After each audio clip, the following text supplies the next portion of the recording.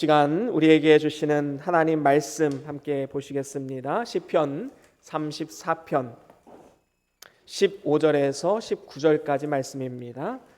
시편 34편 15절에서 19절까지 말씀. 우리 같이 한 목소리로 함께 합독합니다. 시작. 여호와의 눈은 의인을 향하시고 그의 귀는 그들의 부르짖음에 기울이시는도다. 여호와의 얼굴은 악을 행하는 자를 향하사 그들의 자취를 땅에서 끊으려 하시는도다. 의인이 부르짖음에 여호와께서 들으시고 그들의 모든 환난에서 건지셨도다. 여호와는 마음이 상한 자를 가까이 하시고 중심으로 동의하는 자를 구원하시는도다. 의인은 고난이 많으나 여호와께서 그의 모든 고난에서 건지시는도다. 아멘. 아멘.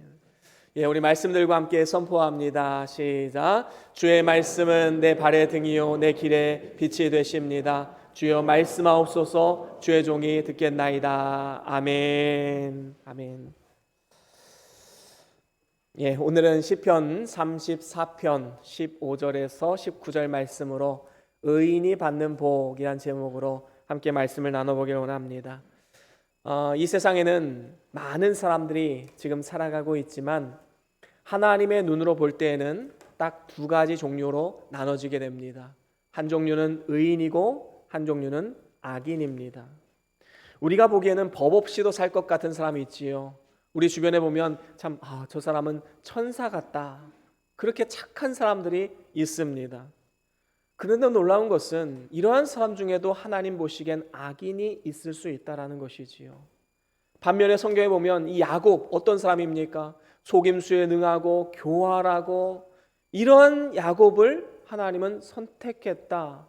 내가 야곱을 사랑한다 라고 말씀하셨습니다. 그래서 하나님 보시기에는 이러한 사람들도 의인이 있을 수 있는 것이지요. 우리가 여기서 왈가왈부할 수 있을까요? 하나님, 왜 저런 교활한 사람은 선택하시고 왜 이렇게 착한 사람은 예수 믿지 않게 만드십니까? 우리가 그렇게 말할 수 있을까요? 그렇게 말할 수 없는 것입니다. 왜 그렇습니까? 우리는 피조물이기 때문입니다. 창조주 하나님의 섭리 안에 있는 것을 우리는 왈가왈부할 수가 없는 것이지요. 여러분 한번 생각해 보세요. 많은 사람들이 살아가고 있지만 만약에 행함으로 의롭다함을 받는다라고 하나님께서 말씀하셨다면 이 세상에 과연 의인으로 인정받을 수 있는 사람이 몇이나 있을까요? 아마 단 한 사람도 없을 것입니다. 왜 그렇지요? 우리는 모두가 다 하나님 보시기에 죄인이기 때문입니다. 저 사람은 천사 같은 사람이야. 그건 우리가 보기에 그렇다라는 것이지요. 하나님은 우리의 마음까지 감찰하시는 분이십니다. 누군가를 미워하면 주님께서 뭐라고 말씀하셨어요? 그것은 살인죄를 범한 것이다. 누군가를 향해서 음욕을 품기만 해도 그 사람을 간음한 것이다. 성경은 분명히 말씀하고 있습니다. 그런데 많은 사람들이 나는 죄인이 아닌 것 같아요 라고 말하는 그 근거가 무엇입니까? 대부분의 사람은 이렇게 이야기를 해요. 나는요 지금까지 교도소나 구치소는커녕 경찰서 한번 가본 적 없습니다. 그리고 나는 일평생 살아오면서 그래도 다른 사람들에게 폐해 안 끼치고 살려고 열심히 노력하며 살아왔습니다. 그런데 나보고 죄인이라고요? 여러분 이런 마음 때문에 예수님 영접하지 못하는 많은 사람들이 있음을 보게 됩니다. 여러분 우리는 하나님의 법을 따르는 사람들입니다. 창조주 하나님의 법 아래에 있는 사람들이지요. 우리의 마음까지 감찰하시는 그 하나님의 법 아래서 의인으로 인정받을 수 있는 사람이 누가 있겠습니까? 하나님이 악인이다 의인이다 판단하실 때는 그 나라의 실정법에 의한 것이 아닙니다. 우리 마음속에 있는 그 양심에 기초한 도덕법에 기초한 것도 아니에요. 하나님의 법, 마음을 감찰하시는 하나님의 법을 따라 악인과 의인이 구분되는 것입니다. 그런데 그 하나님의 법에 기초했을 때 과연 하나님 앞에 나는 의인입니다 라고 나아갈 수 있는 사람이 누가 있겠습니까? 단 한 사람도 없는 것입니다. 그래서 행함으로는 의롭다 인정받을 수는 없는 것이지요. 그래서 이 70억 인구 중에 단 한 명이라도 구원하신다면 그것은 하나님의 은혜로 된 것이지 그 사람의 행위로 된 것이 아님을 우리는 분명히 알아야 되는 것입니다. 우리는 오직 예수 그리스도의 십자가에서 흘리신 그 피공로로 말미암아 그 의를 전가받아서 내가 의인으로 인정받는 것입니다. 내가 의인된 삶을 살아서가 아니라 예수님의 그 의가 나의 의인 것으로 하나님이 인정해 주시기 때문에 우리가 의인이 될 수 있는 것이지요. 예수님 시대의 바리새파 사람들, 서기관들 자신의 의를 주장을 했지요. 하나님, 나는 세리와 저 악한 자들과 같이 그렇게 살지 않았습니다. 하나님, 내가 얼마나 의인인지 아시지요? 하나님 앞에 자기의 의를 나타내기를 힘썼습니다. 하지만 그것은 진정한 의가 아니지요. 다 썩어질 것들입니다. 성경은 그리스도 예수 안에 있는 자에게는 결코 정죄함이 없다 말씀합니다. 그리고 예수 안에 있으면 하나님 앞에 영원히 의롭다함을 받는다라고 말씀하고 있습니다. 특별히 오늘 본문 15절에 보니까 이렇게 말씀합니다. 우리 15절 한 번 더 같이 읽어볼까요? 15절입니다. 시작. 여호와의 눈은 의인을 향하시고 그의 귀는 그들의 부르짖음에 기울이시는도다. 아멘. 그렇습니다. 하나님의 눈은요 언제나 의인을 향해서 가 있습니다. 그리고 하나님의 귀는 어떻습니까? 의인의 부르짖음, 의인의 그 간구에 초점이 맞춰져 있다라는 것입니다. 마치 부모가 자녀들을 바라보는 그 모습으로 의인들을 바라보고 있다라는 것이지요. 가끔 자녀들이 학교나 교회에서 공연 같은 걸 할 때가 있지요. 그럼 여러 아이들이 나와서 하는데 부모의 눈은 어디로 가 있지요? 내 아이, 내 자녀, 그 아이에게로 눈이 가게끔 되어 있는 것입니다. 왜 그렇지요? 사랑하기 때문이지요. 또한 갓난아기는 울게 되면 다른 사람들은 이 아이가 왜 우는지 몰라요. 배고파서 우는지 뭔가 불편해서 우는지 알 수가 없습니다. 그런데 엄마는 그 울음만 보면 알 수 있어요. 울음만 들으면 이 아이에게 필요한 것이 무엇이구나 라는 것을 캐치할 수가 있지요. 이처럼 하나님은 그의 택한 백성 의인들을 대할 때 부모가 자녀들을 대하듯이 그 눈이 그들을 향해 있고 그 귀가 열려져 있습니다. 반면에 16절에 보니까 여호와의 얼굴이 또 악을 행하는 자에게도 향해 있는데 16절 한번 같이 읽어볼까요? 함께 읽어봅니다. 16절 시작. 여호와의 얼굴은 악을 행하는 자를 향하사 그들의 자취를 땅에서 끊으려 하시는도다. 그렇습니다. 악인을 향해서도 그의 얼굴이 있는데 악인을 바라보는 이유가 무엇입니까? 그 이유와 목적, 바라보는 관점이 완전히 다르지요. 의인들에게는 복을 주기 위해서 사랑의 눈, 자비의 눈, 긍휼의 눈으로 바라보신다면 악인들을 향해서는 벌을 내리시기 위해서 심판자의 눈으로 바라보고 계신 것입니다. 오늘 본문 말씀 17절에 보면 이렇게 말씀하지요. 17절 우리 같이 한번 읽어보겠습니다. 시작. 의인이 부르짖음에 여호와께서 들으시고 그들의 모든 환난에서 건지셨도다. 아멘. 그렇습니다. 의인이 부르짖을 때에 우리 하나님은 들으시고 그 환난 가운데서 건져내 주시겠다 분명히 말씀하고 있습니다. 우리의 작은 신음에도 응답하시는 하나님, 그 하나님을 바라볼 때 우리는 얼마나 큰 복을 누리고 있는지 새삼 느끼게 됩니다. 그렇다면 오늘 말씀을 통해서 의인에게 주시는 복이 몇 가지가 나오는데 오늘 말씀 18절과 19절을 통해서 저는 세 가지로 함께 말씀을 나눠보기를 원합니다. 하나님이 의인을 바라보시면서 의인에게 어떠한 복을 주기를 원하시는가. 첫 번째로는 마음이 상할 때 하나님은 가까이 하시는 복을 내려주십니다. 오늘 본문 18절 상반절에 보니까 여호와는 마음이 상한 자에게 가까이 하신다라고 말씀합니다. 여러분, 여기서 마음이 상했다라는 것은 어떤 의미입니까? 마음이 산산조각 나고 두들겨 맞아서 아프고 저리다라는 뜻이 있지요. 예수를 믿는 의인이라 할지라도 세상을 살아가면서 마음 상할 일이 너무나도 많이 있습니다. 왜 그렇지요? 이 세상은 어그러지고 거스르는 세대입니다. 그렇기 때문에 우리가 말씀대로 살려고 하면 할수록 우리의 마음은 어때요? 상할 수밖에 없어요. 핍박이 있습니다. 고난이 있습니다. 그리스도 예수 안에서 경건하게 살고자 하는 자는 핍박도 함께 받을 것이다 라고 성경은 분명히 말씀합니다. 때로는 조롱도 받을 수 있습니다. 여러분, 사사시대 말기에 엘가나라는 사람에게 한나와 브닌나라는 이 이름을 가진 두 아내가 있었습니다. 한나는 믿음이 좋았지요. 그런데 자녀가 없었어요. 반면에 브닌나는 자녀들이 있었습니다. 그런데 한나가 아이를 낳지 못하는 것에 대해서 브닌나가 옆에서 자꾸 충동질을 하는 거예요. 조롱하고 핍박을 합니다. 그래서 마음의 상처를 입고 마음이 힘들어지게 되었지요. 그래서 한나는 마음이 상해서 하나님 앞에 나아갑니다. 그리고 하나님 앞에 간절히 간구하지요. 서원 기도를 합니다. 하나님, 나에게 아들을 주시면 그 아들을 성전에서 봉사하는 그 사람으로 내가 바치겠습니다 라고 서원 기도를 하게 됩니다. 그래서 태어난 아들이 사무엘이란 사람이지요. 이 사무엘은 혼탁했던 사사시대 말기에 한 줄기 빛과도 같이 하나님의 뜻을 알고 또 하나님의 영광을 나타내고 하나님 말씀을 가르치는 마지막 사사로 아름답게 쓰임받게 되었습니다. 사무엘이 한나에게 얼마나 큰 위로가 되었겠습니까?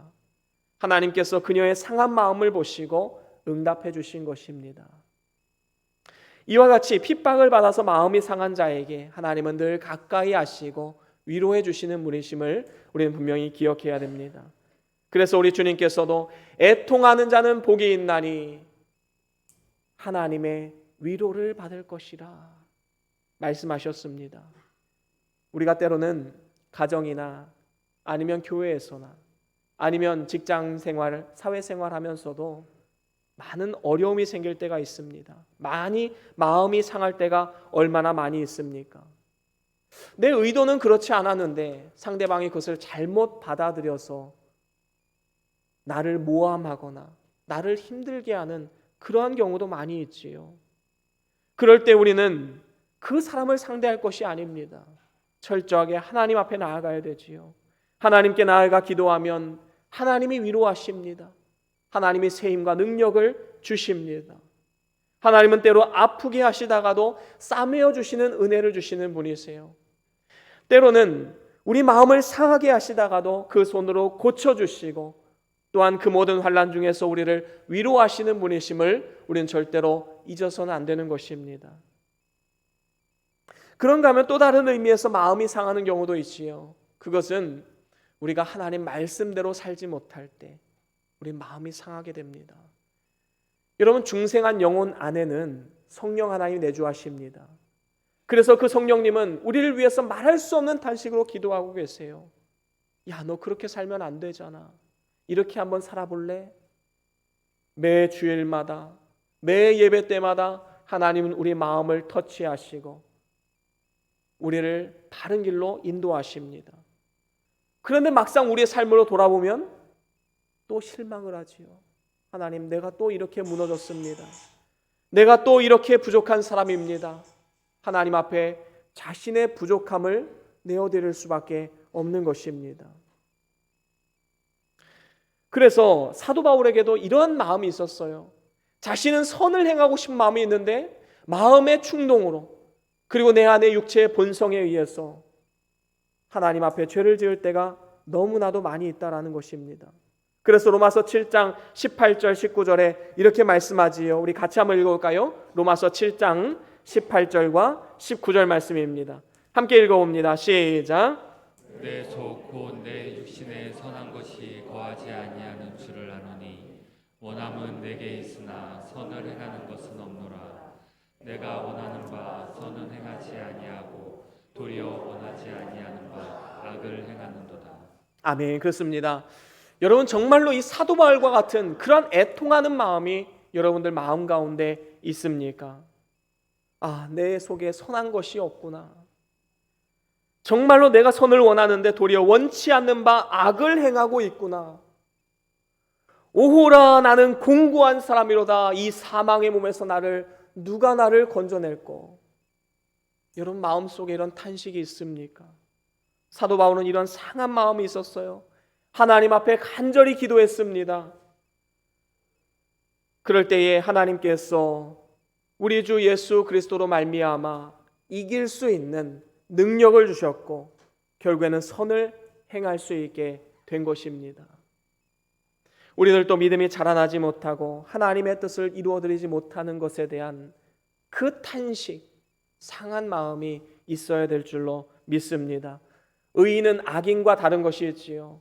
의인은 7번 넘어져도 8번째 다시 일어설 수 있는 능력이 있다는 것입니다. 우리는 절대로 좌절하지 않습니다. 오늘 실패해도 내일 고치고 하나님 앞에 바로 설 수 있다면 그것이 바로 하나님이 기뻐하시는 사람 아니겠습니까? 그렇습니다. 상한 마음이 찾아올 때 하나님을 가까이 하십시오. 하나님께 모든 어려움을 내어 맡기십시오. 하나님께서 우리의 마음을 위로하시고 이겨낼 수 있는 새 힘과 능력을 주실 줄로 믿습니다. 그런가 하면 두 번째로는 충심으로 통회할 때 우리를 구원하시는 복입니다.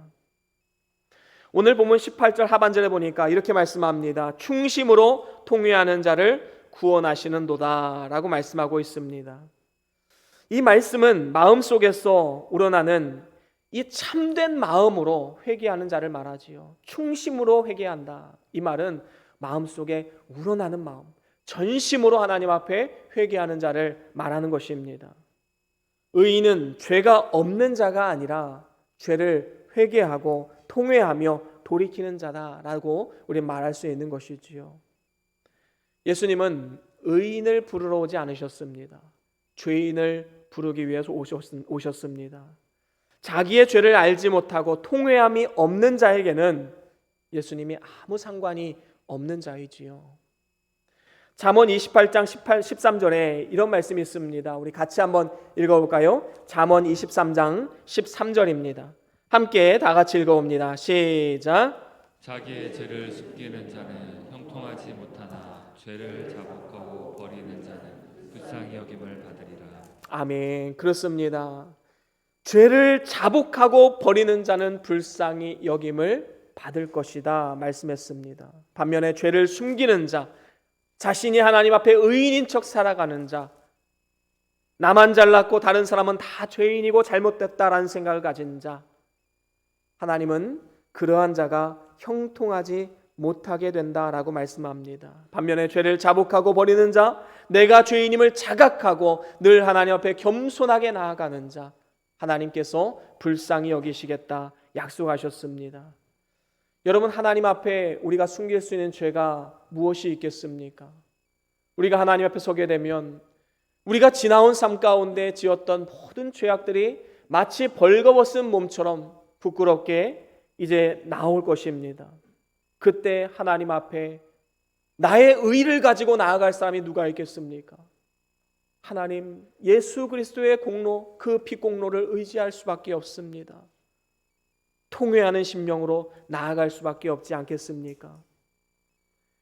여러분, 하나님의 마음에 합했던 사람, 성경의 역사 가운데 가장 위대하고 존경스러웠던 하나님의 마음에 합한 자 다윗, 그는 어떠한 삶을 살아갔습니까? 때로는 안일주의에 빠졌을 때 음란죄를 저지르기도 했고 또 살인 교사죄를 저지르기도 했습니다.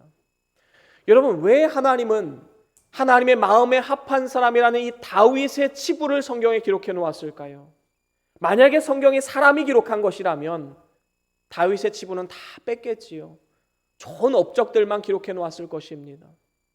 하지만 성령의 감동하심으로 기록된 이 성경에는 다윗의 치부까지 다 드러나 있습니다. 하나님 왜 이렇게 하셨을까요? 우리도 역시 똑같은 죄인이다라는 것 사실을 우리에게 가르쳐주고 있는 것입니다.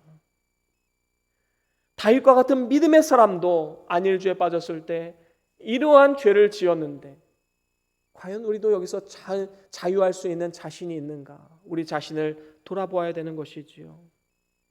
우리도 역시 숨겨진 죄악들이 많이 있음을 경고하고 있는 것입니다. 여러분, 뉴스에 나올 법한 사람들, 그러한 큰 죄를 지은 사람들, 그 사람들과 우리가 다르다고 생각하십니까? 우리도 아마도 그러한 환경과 상황, 그러한 환경 속에서 자라났다면 우리도 장담할 수가 없는 것이지요. 환경이 허락지 않고 여건이 허락지 않기 때문에 죄를 짓지 않은 것뿐입니다. 우리 마음 가운데는 다 그런 죄성이 있는 것이지요. 그런데 놀라운 것이 있습니다. 하나님의 마음에 합한 자는 다른 것이 있습니다. 그 방향성이지요. 때로는 주변 환경에 의해서, 때로는 믿음이 떨어져서 우리 믿음의 사람도 실수할 수 있습니다. 그런데 방향이 하나님께로 나아가는 자, 하나님 마음에 합했다라는 것은 방향이 하나님께 나아가고 있다는 것이지요. 때로는 곁길로 셀 수 있지만 곧바로 통회하고 애통하는 심령으로 다시 회개하며 주님 앞에 돌아오게 된다는 것입니다. 하나님께서 나단 선지자를 통해서 다윗의 죄를 깨닫게 했을 때 다윗은 왕의 권위를 이용해서 나단 선지자를 그 자리에서 죽여버리고 죄를 은폐시킬 수도 있는 상황이었습니다. 하지만 다윗은 그 자리에서 하나님 앞에 통회하며 회개하는 심령으로 나아갔습니다. 날마다 눈물로 침상을 띄우고 요를 적셔가면서 애통하며 회개하는 심령으로 나아간 것이지요. 여러분, 반면에 사울은 어땠습니까?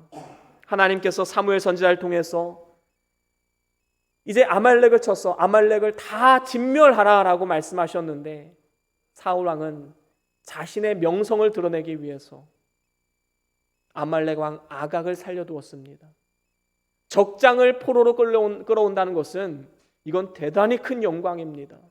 그 영광을 자신이 취하기 위해서 적장을 산채로 포로로 끌어오게 되었지요. 그리고 또 소와 양과 염소를 다 뒤로 챙겼습니다. 그 결과 어떻습니까? 사무엘이 사울 왕을 책망하지요. 그래서 사울 왕이 뭐라고 말합니까? 일단은 하나님께 용서를 구합니다. 그런데 그 다음에 어떻게 합니까? 사무엘의 옷가랑이를 붙잡고 뭐라고 말합니까? 사무엘이요, 제발 백성들 앞에서 내 체면은 좀 세워주십시오. 여러분, 이게 진정한 회개입니까? 진정한 회개라고 볼 수가 없지요. 범죄한 상황에서도 여전히 하나님을 의식하지 않고 자신의 체면만을 봐달라고 이렇게 요청하는 모습을 우리는 볼 수 있습니다. 거짓 용서를 구한 것이지요. 여러분, 이렇게 하나님의 마음에 합한 사람과 그렇지 않은 사람은 다른 것입니다. 하나님 앞에 의인이라 인정받는 사람은 반드시 애통하며 회개하는 심령으로 주 앞에 나아갈 수밖에 없는 것이지요. 니느웨 성 사람들은 요나를 통해서 회개하지 않으면 40일 후에 멸망받을 것이다 라는 이 경고의 메시지를 들었을 때 니느웨 사람들은 왕부터 시작해서 모든 국민들이 하나님 앞에 회개하며 애통하며 긍휼을 구했습니다. 그 결과 40일 후에 멸망하지 않고 하나님의 긍휼로 구원함을 받게 된 것이지요. 야고보서 5장 16절에 보면 우리가 잘 아는 말씀이 있지요. 우리 같이 한번 읽어볼까요? 야고보서 5장 16절입니다. 우리 같이 한번 읽어보겠습니다. 시작. 그러므로 너희 죄를 서로 고백하며 병이 낫기 위하여 서로 기도하라. 의인의 간구는 역사하는 힘이 큼이니라. 아멘. 그렇습니다. 여기에 보니까 의인의 간구는 역사하는 힘이 큼이니라 말씀하고 있지요. 여러분, 놀라운 약속의 말씀 아닙니까? 우리가 기도하면 하나님이 들으신다, 하나님이 역사하신다 약속하십니다. 그런데 우리는 이 말씀만 보고 그 앞에 전제되는 것을 깨닫지 못해요. 그 앞에 전제가 무엇입니까? 그러므로 너희 죄를 서로 고백하며. 여러분, 죄에 대한 애통하는 마음이 없이 하나님 앞에 뭐 달라, 병 낫게 해달라, 뭐 응답해달라 백날 기도한들 하나님 들으시지 않습니다. 여러분, 애통하는 마음을 가지십시오. 오늘날 우리들도 죄를 통회하며 하나님 앞에 간절히 기도하면 전능하신 하나님께서 반드시 역사하시고 우리를 가장 선한 길로 인도해 주실 줄로 믿습니다. 그런가 하면 마지막으로 세 번째 우리에게 주시는 복은 고난당할 때 건져주시는 복입니다. 오늘 본문 19절 말씀 이렇게 말씀합니다.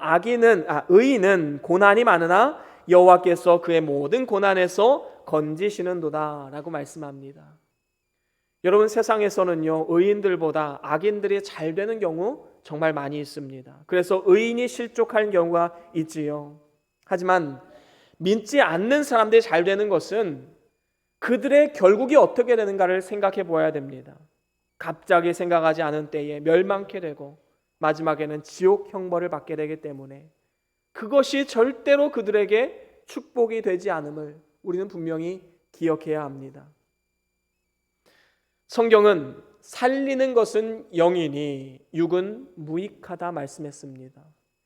여러분, 영혼의 구원이 진정한 축복이지 육신적인 성공, 번영 이런 것은 결국엔 썩어질 것이기 때문에 그것으로 인해서 우리가 진정한 인생의 성공을 거뒀다라고 말할 수는 없는 것입니다. 그렇기 때문에 세상에서 사는 동안에 악인이 잘 되고 의인이 고난을 당하는 것에 대해서 의아해하거나 서운해하거나 억울해서는 안 된다라는 것입니다.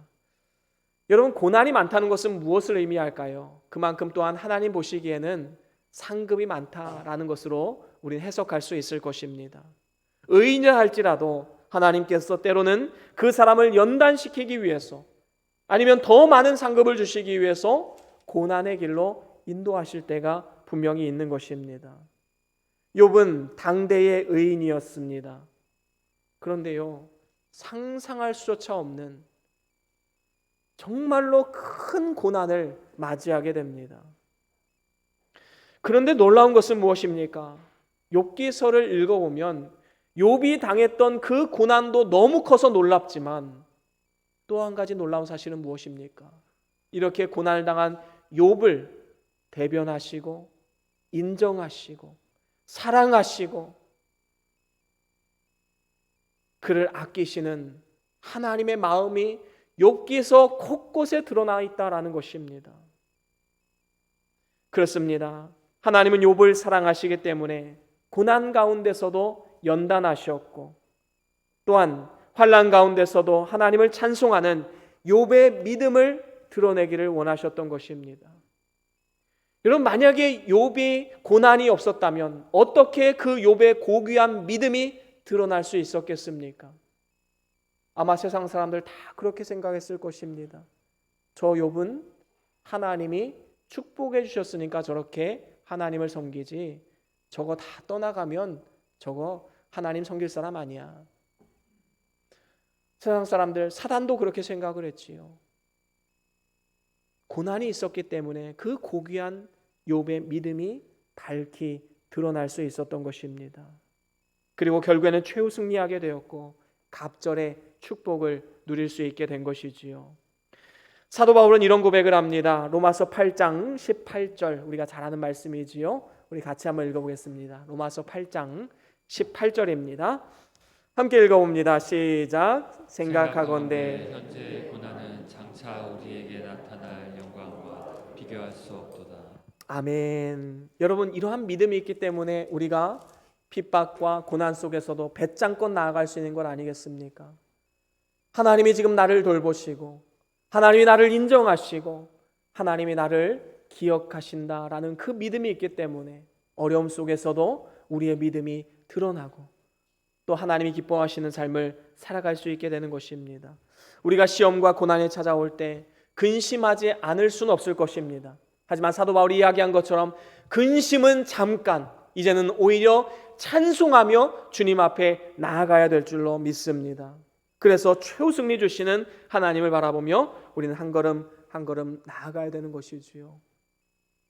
이러한 믿음의 시련을 통해서 불로 연단하여도 없어질 금보다도 더 귀한 하나님의 영광과 존귀와 상급, 칭찬 이러한 것들을 얻게 되기 때문에 우리는 세상 무엇과도 바꿀 수 없는 이 귀중한 것을 누리는 사람이라는 사실을 반드시 기억해야 되는 것입니다. 하나님께서 시련으로 연단하실 때에는 감당할 수 있을 만큼만 주십니다. 우리가 감당하지 못했다면 그것은 어쩌면 하나님이 택하지 않은 사람일 수도 있겠지요. 만약에 시험이 왔을 때 내가 무너져서 하나님을 떠났다. 어쩌면 애시당초 하나님이 택하지 않은 사람일 수 있습니다. 하지만 하나님이 택한 사람이라면 반드시 우리가 감당할 수 있을 만큼만 고난을 주시는 것입니다. 그래서 우리가 이 고난을 잘 참고 주님의 도우심으로 이겨내면 하나님 앞에 섰을 때에 고난을 겪지 않은 사람들보다 더 큰 영광과 상급을 받아 누릴 수 있게 되는 것입니다. 특별히 주님을 위해 받는 고난이 있지요. 그것은 예수의 이름 때문에 아니면 진리를 지키기 위해서 받는 고난이 있을 수 있습니다. 여러분, 우리가 굳이 고난을 받지 않아도 되는 고난을 받는 경우가 얼마나 많이 있습니까? 여러분, 세상에서 그리스도인으로 살아갈 때 부딪힘이 있지요. 이 부딪힘을 타협하려면 어떻게 합니까? 내 신앙을 내려놓으면 돼요. 그럼 굳이 고난이 찾아오지 않습니다. 그런데 우리가 왜 고난을 스스로 당하지요?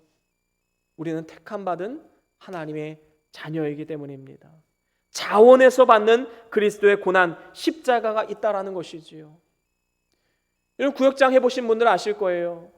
내가 구역장을 하지 않았다면 당하지 않을 만한 그러한 고난이 있지요.